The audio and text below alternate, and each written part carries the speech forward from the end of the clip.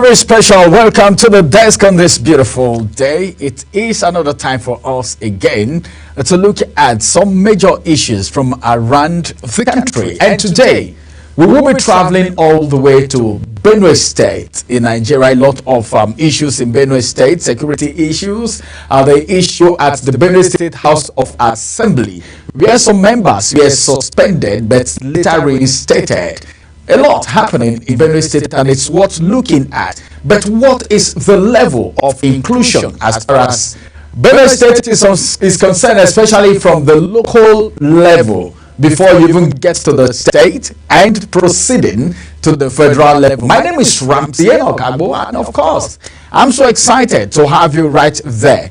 On the desk this evening, I have someone joining me via Zoom all the way from Benue State, and he's a member of the Benue State House of Assembly, representing the good people of Ogbaribo local government area. And we will be looking at some issues around, well, their suspension. He was part of those suspended, and so many things happened in the process. The reinstatement, what difference has it made from when he was first in office, then after the reinstatement? Because a lot of people are thinking different things and so many other things. But all of this will be part of the conversation this evening. After this break, we'll return. I will have our guest join us on the program, as Honorable Samuel Agada is standing by to join us on the conversation this evening.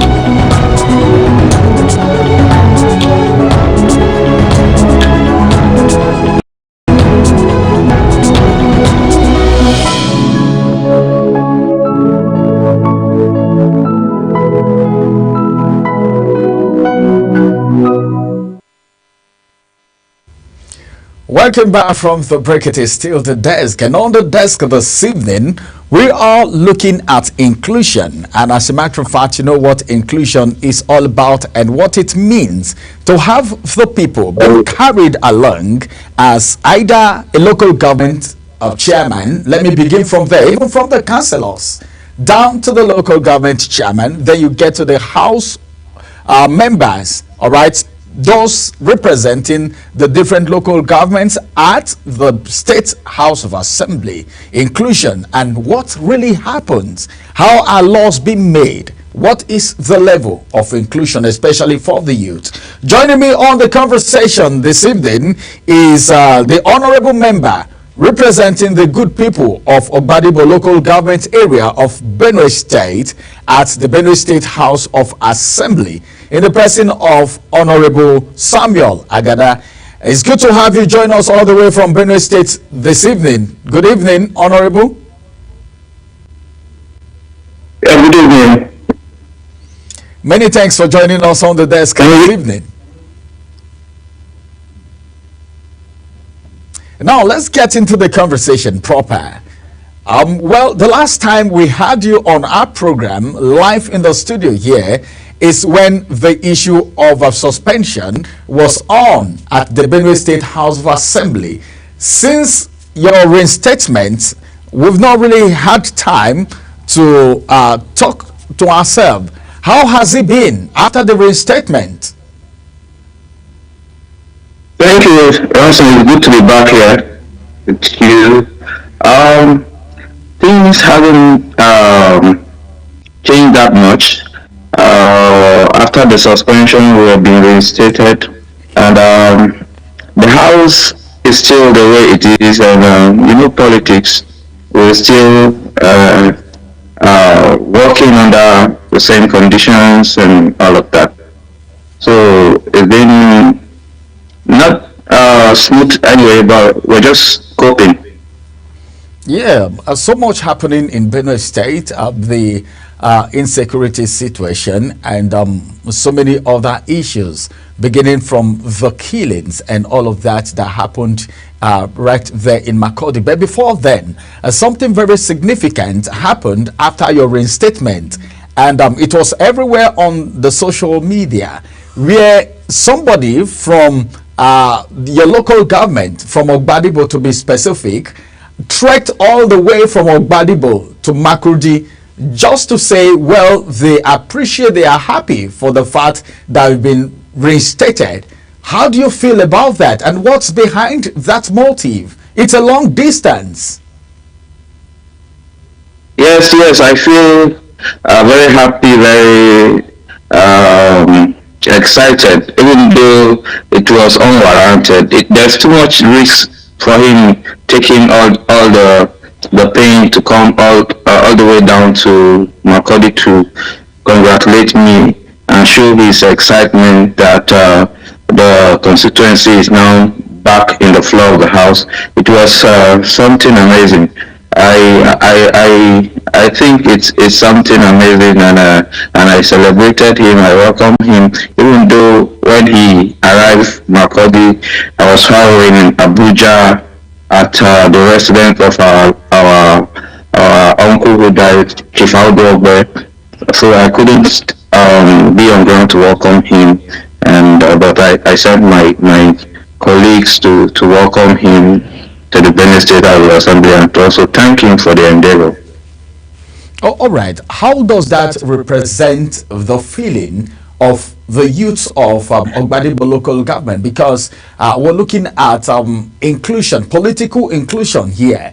A lot of people feel the youths are most times left out of politics, that they are used for thuggery. But then does this action from this young man represent what the youths in Ogbadibo feel about your reinstatement? Yes, I'm a youth-oriented kind of person. They are my major constituencies. I pay more attention to the youth, and it is disheartening to see that voter apathy is very prominent with the youth, who are expected to be enlightened enough to champion this cause. Yes, we have also started something to encourage the youth, especially during this continuous voters validation and registration exercise that started a few days ago. So we have a program that we plan to encourage the youth and also support them to be among the voting community. It is not only enough for you to just even cast your vote. Prepare yourself for leadership, because when you have the right to vote, you also have the same right to be voted for. So why donate your liberty all the time? Why not prepare yourself to also champion the cause of leadership? So I am also trying to enlighten our youth on that regard to see how they can participate actively in any capacities during these forthcoming elections. All right. I still want to look at Ogbadibo local government a little bit before we move further from there, because we're talking about inclusion here, and we are even going to talk about 2027. But then, before I leave Ogbadibo, there are so many things happening in Ogbadibo local government as it has to do with the youth. I'm still very interested in the youth, looking at what we see on social media and some of the informations we get from Ogbadibo local government. It appears as if the youth needs more orientation, like you just said. Now, is there anything on ground in form of orientation for the youth to make them believe more in tomorrow, looking at the economic situation right now? Because a lot of people, when you talk about youth, they go into social vices, so many things that are uncalled for, you know, especially in this digital age where people are wrongfully taking advantage of the internet to do a lot of things. Is there any level of orientation going on for the youth, or if there is a plan for one? For Ogbadibo, we have been very deliberate in our intention intention to ensure that we carry the youth along. I have a program that is called Back to School Scholarship Program. It is done yearly, and when we issue scholarship to schools, we also give lectures and educate them about social rights and all of that. I can tell you that the youth nowadays are facing challenging moments. It is not the way it was before, that everything was easy. Even to eat, they have to force you to eat. They have to force you to go to school. They have to force you to even get a job or join the army. Now the youth are scampering and looking for such opportunity every now and then. It is not the same environment. So they find themselves with so many temptations, so many challenges, that so many influence too, owing to the impact of social media and peer pressure. So it's a whole lot that the youth are facing, and it is a challenging times and trying times for them right now, for the youth to facing these challenges. So it is best that even not just myself as a representative, I'm challenging every other development association to focus on youth, so that the more we give proper orientation to our youth out there, the better our society, because if they drift, they will fall into crimes, and that will not help our society. All right. This is Nigeria right here, and so many things happen, and some people believe that after elections, politicians have to come together to work towards the growth of their constituency, their local government, and their state, as the case may be. This election, the election that brought you into office, under the platform of the All Progressive Congress, also had Anne Marie Peter Patrick for the People's Democratic Party, where you have Ona Itodo George for SDP, Ochibo Matthew for the Labour Party, and all of that. Is there any, after getting into the office, are they in any way collaborating for the growth of Ogbadebo local government? How is your relationship with the people who contested with you before you got into office? How are they relating with you? Myself, if you ask, I am a friendly fellow.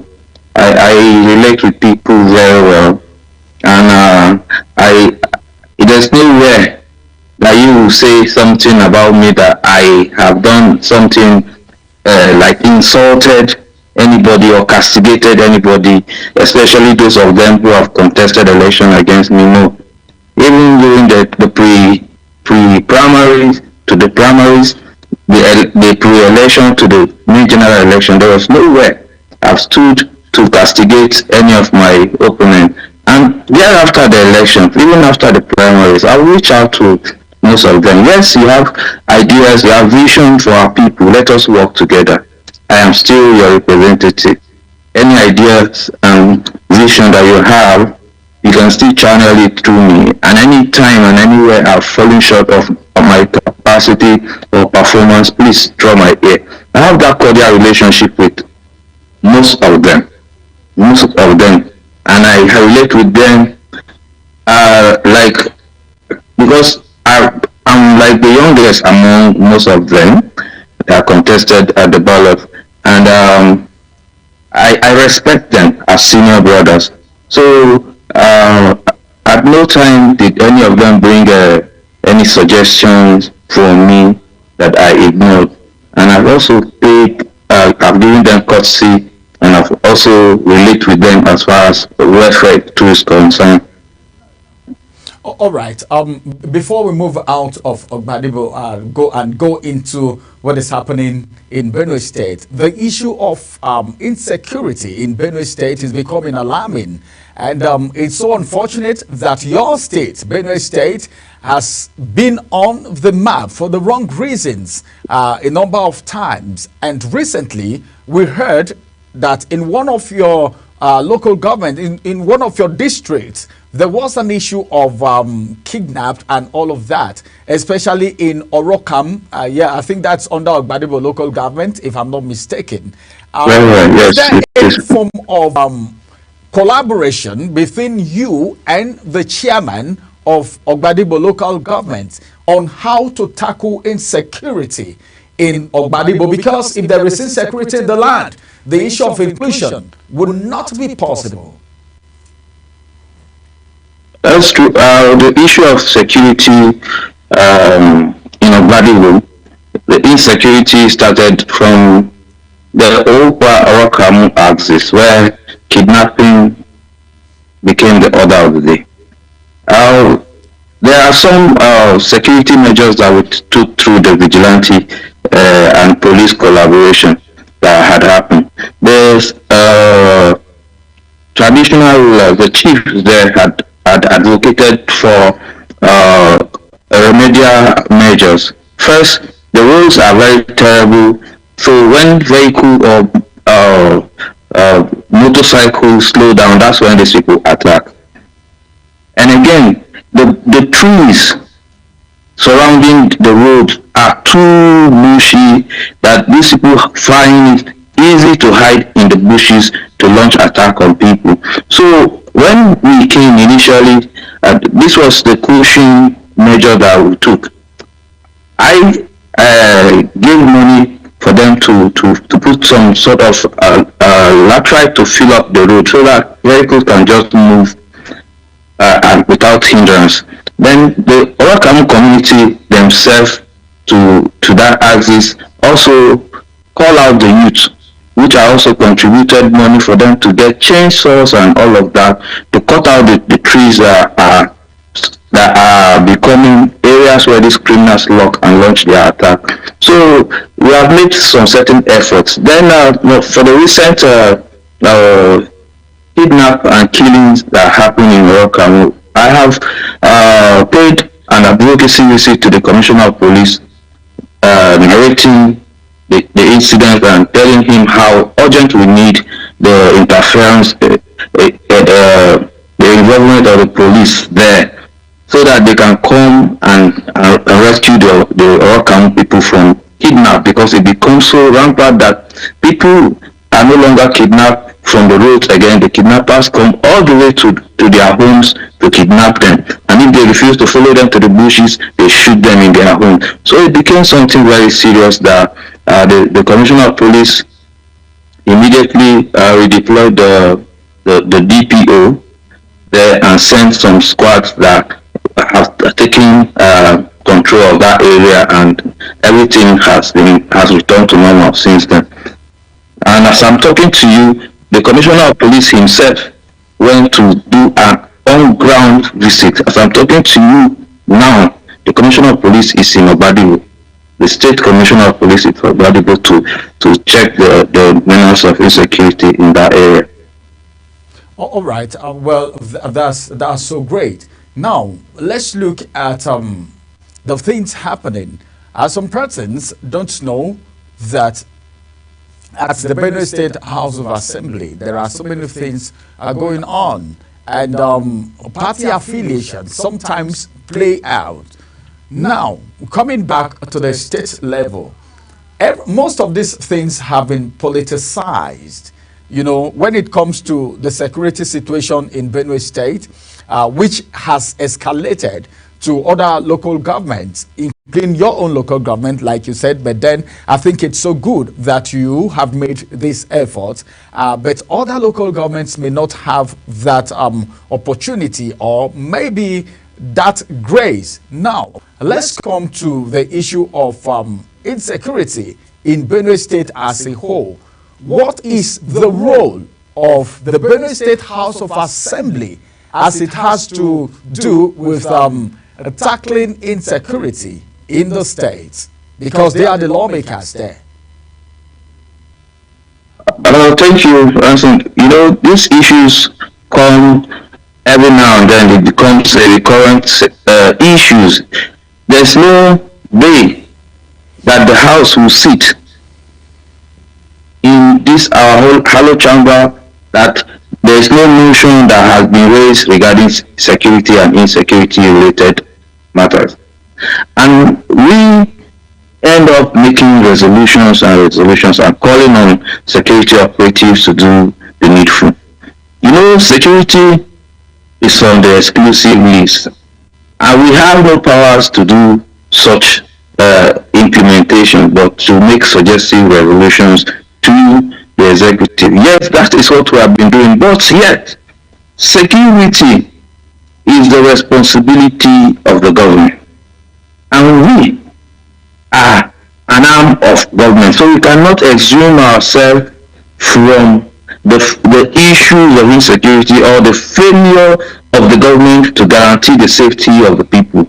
So we are also involved in this thing, and for my own candid opinion, which I will translate it in the near future to a bill, is that we have to be all included in this issue of security.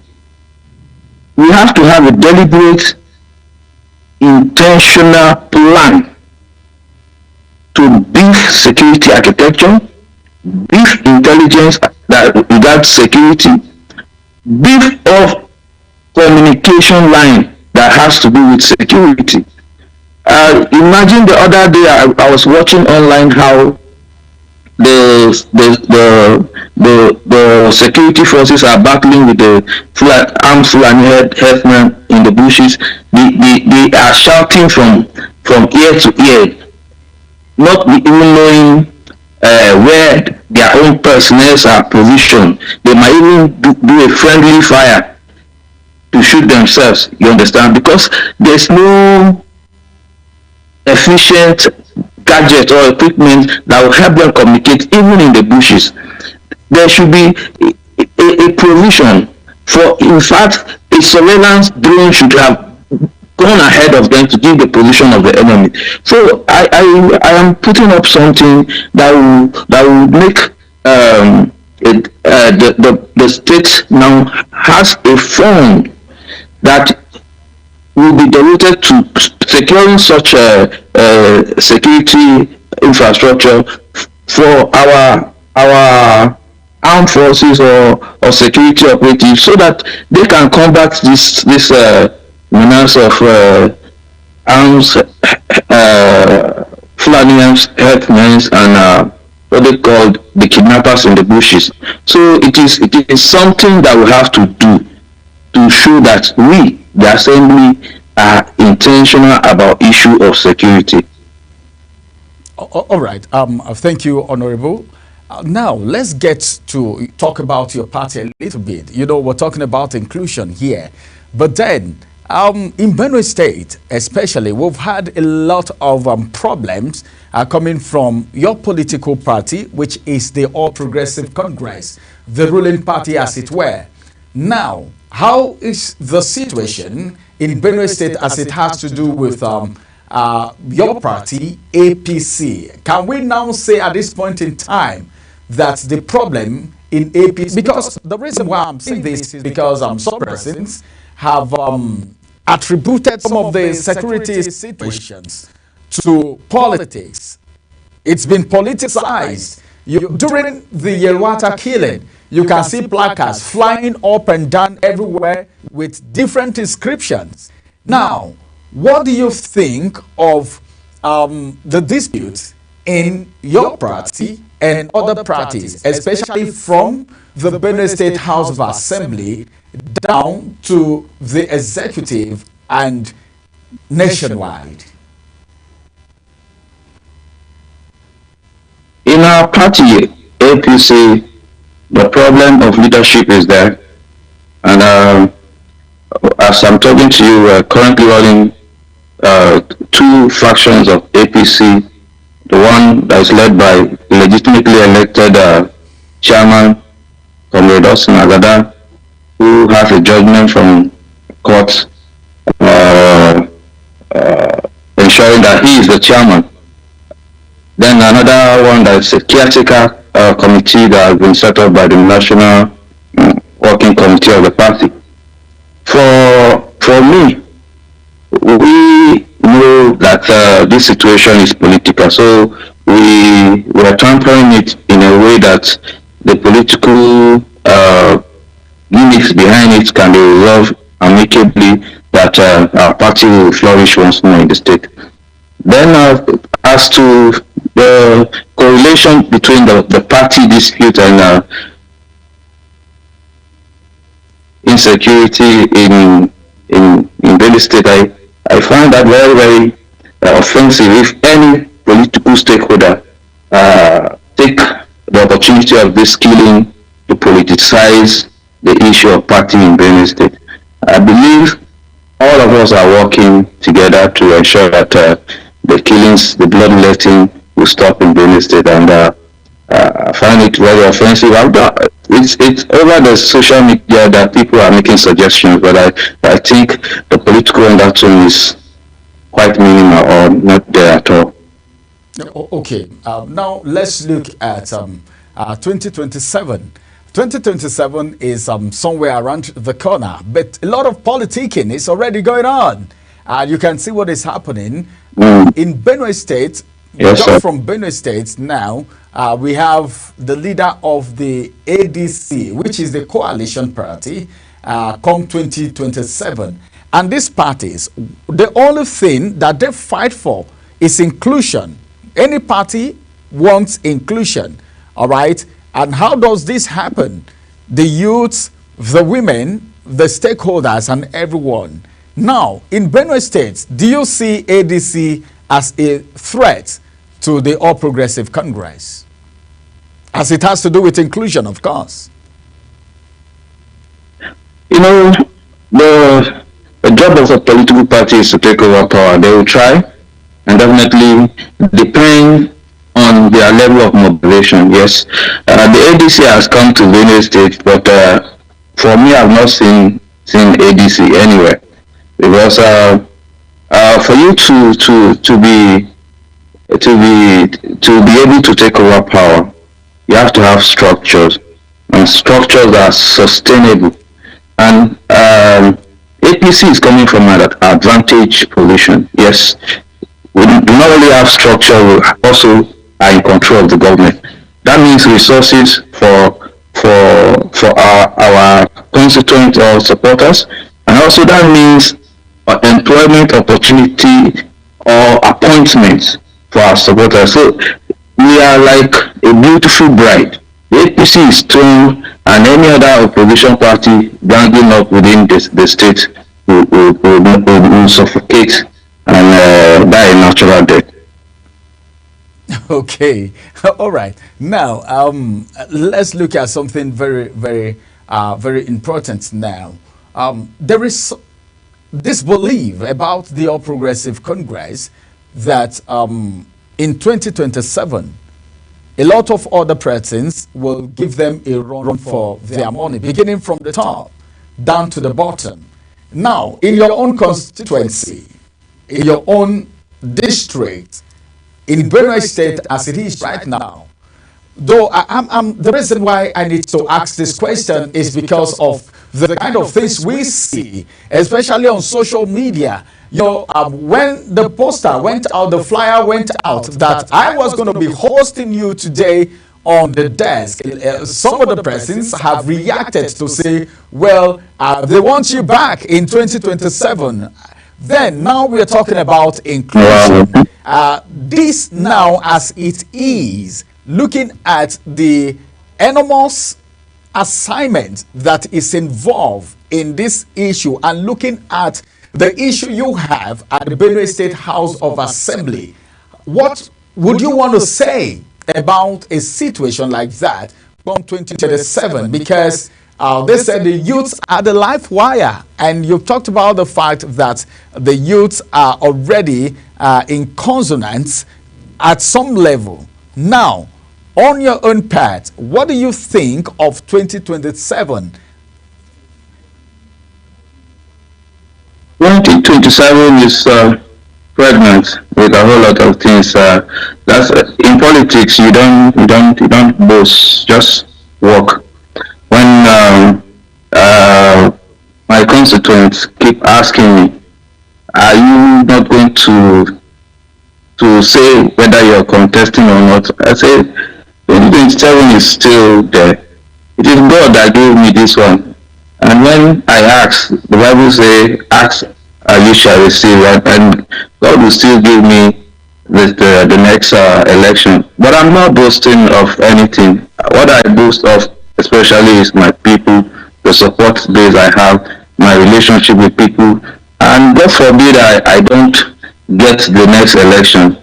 I will continue relating with people, and it's a very important thing to value relationship rather than gunning for power at the expense of others. You don't care whose story you crush. You don't care who drops dead or not.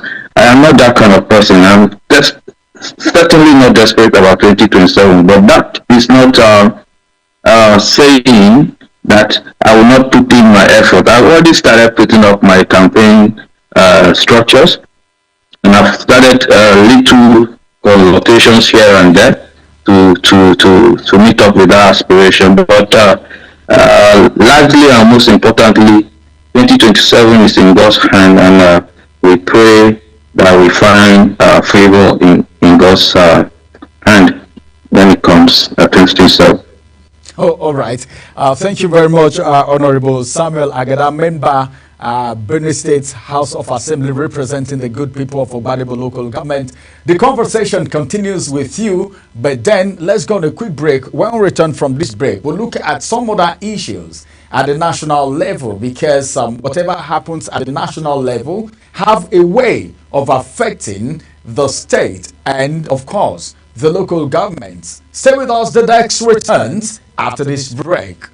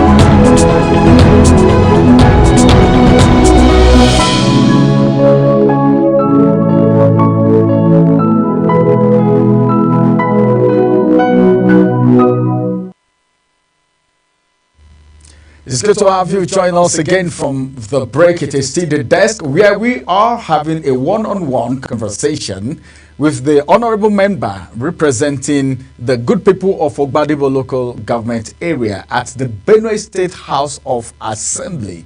It's no longer news that a lot of things are happening in Benue State, and his own district, Ogbadibo local government, is caught in the web as it has to do with security situation.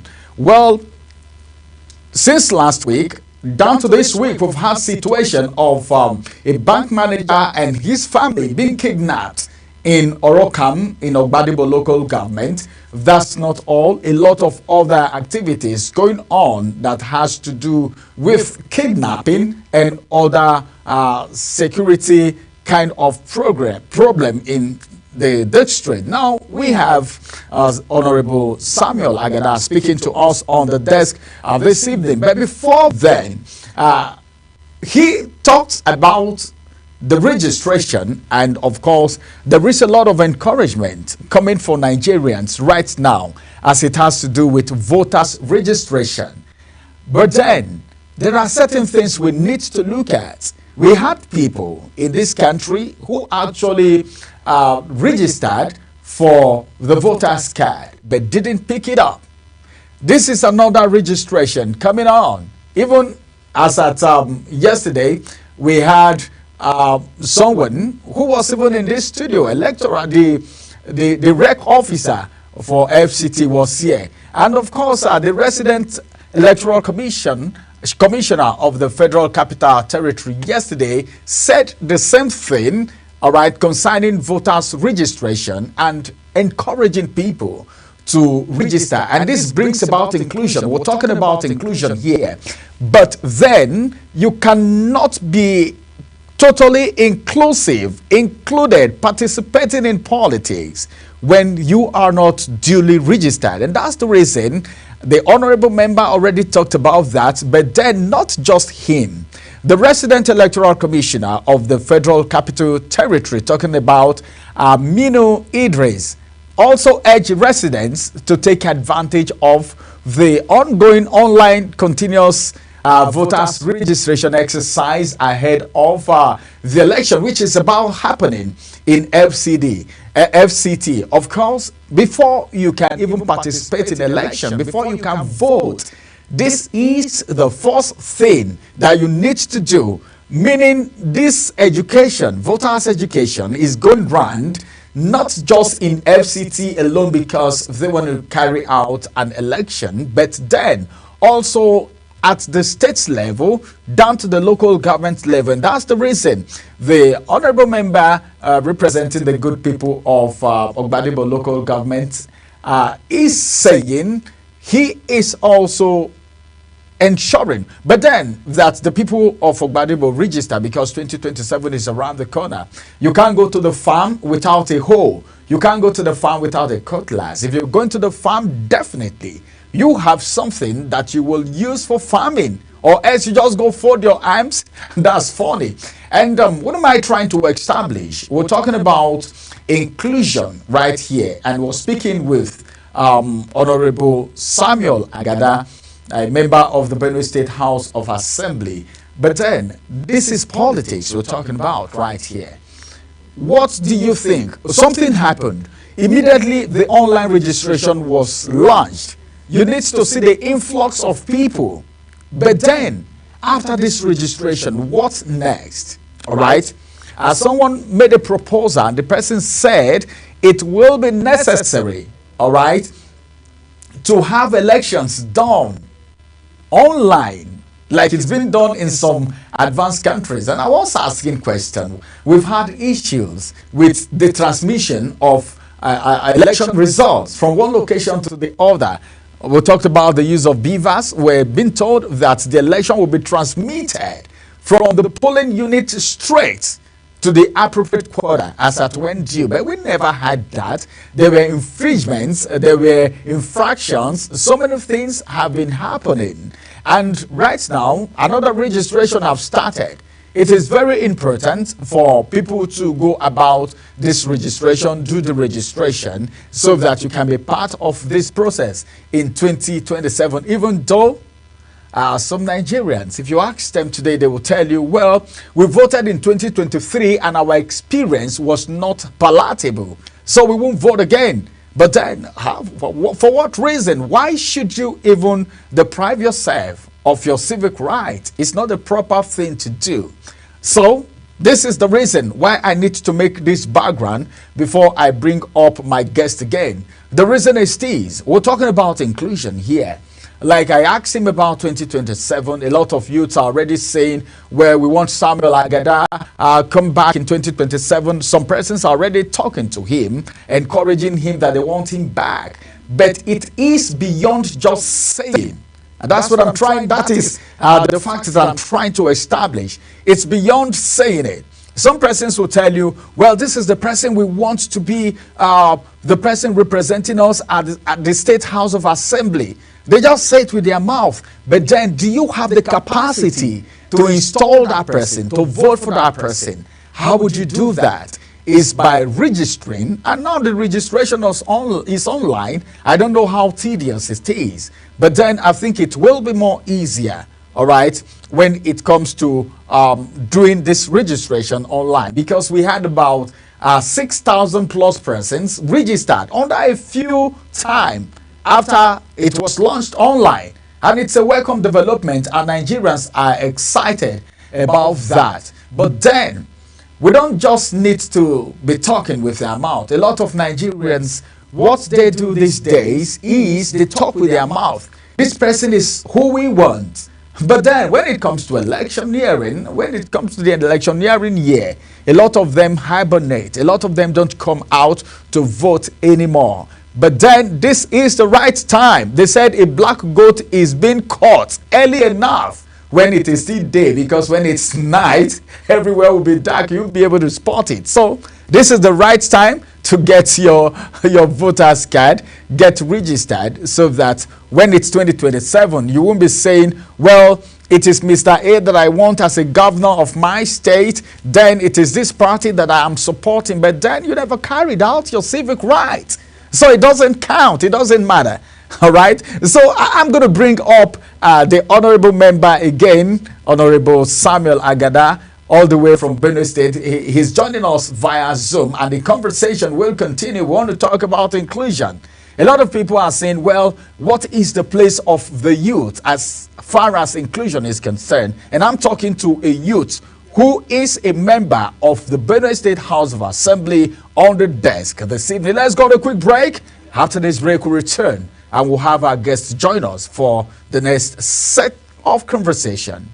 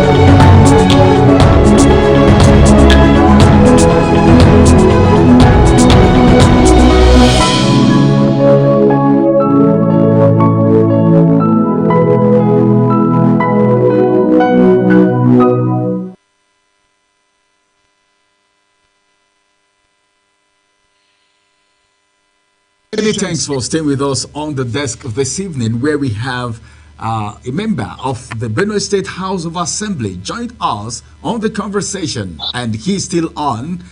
We'll be bringing him up as we conclude on the desk. So good to still have you right there, Honorable Samuel Agada. It's my pleasure always, Ronson. All right. As we try to conclude now, 2027, remember we're talking about inclusion. 2027, there is a lot of distraction, because the APC will be singing their praises, they'll be saying their own thing, the propaganda is there, the ADC will be saying their own, PDP is saying their own, the Labour Party is saying their own. Now, come 2027, what will be your advice for the youth as it has to do with the selection of capable leaders? I believe we have very informed youth population right now, owing to globalization and the use of social media, where facts are laid every day about performance of political party and sincerity in government and leadership. It is high time for our youth to galvanize themselves and think to act only in the best interest of their tomorrow and their future. They say the youth are the leaders of tomorrow, but there's no hope for tomorrow. You understand? So the tomorrow of the youth should start today by making the leadership selection process very participatory, where their input will reflect in the kind of leaders that they elect to lead the society. And I believe, again, just like I said, no political parties will be able to manipulate the youth at this time, because I believe the youth are very informed to even select based on the quality of the person contesting, not the political party. The youth nowadays are very informed to know the difference. All right. What is on your mind? Finally, this is the last question I'm asking you. What is on your mind, the most present issue that you would want to handle, all right, for the people of Ogbadibo that you are representing? What's in your mind? What's your wish for the district where you are representing right now? Your wish, this, well, I need to do this thing, and even I will continue doing it until 2027 and beyond. There are a lot of. I wish I had the capacity to do that. I wish I was the governor of Benue State, so I can, with so much resources, do some of those things that people are yearning for and need in Ogbadibo. Like the areas of schools, it pains my heart that I pass some schools are just dilapidated and there's nothing there.